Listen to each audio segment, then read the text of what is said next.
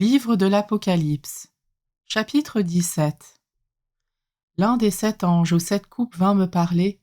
Viens, dit-il, je vais te montrer ce que sera la condamnation de la grande prostituée assise au bord des grandes eaux.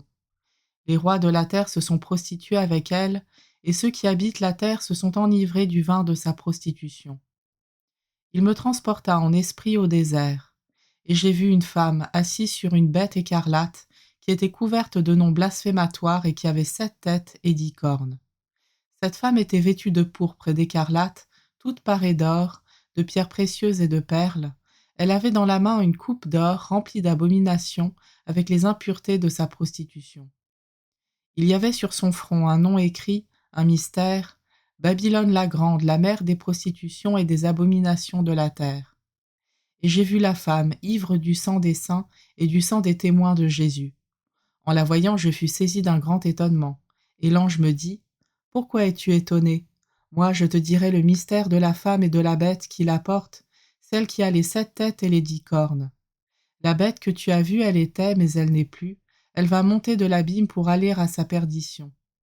Quant aux habitants de la terre, dont le nom n'est pas inscrit dans le livre de la vie depuis la fondation du monde, ils seront étonnés au spectacle de la bête qui était, qui n'est plus et qui va reparaître. Ici, il faut l'intelligence, mais avec la sagesse. Les 7 têtes sont 7 collines sur lesquelles réside la femme. Elles sont aussi 7 rois. 5 sont tombés, un est là maintenant et l'autre n'est pas encore venu, mais quand il viendra, il ne devra rester que peu de temps.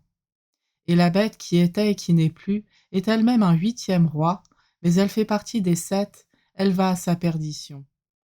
Les 10 cornes que tu as vues sont 10 rois qui n'ont pas encore reçu la royauté, mais reçoivent le pouvoir royal avec la bête pour 1 heure. Ceux-ci ont un même projet, donner leur puissance et leur pouvoir à la bête. Ils feront la guerre à l'agneau, et l'agneau les vaincra, car il est seigneur des seigneurs et roi des rois, et les siens, les appelés, les élus, les fidèles, vaincront avec lui.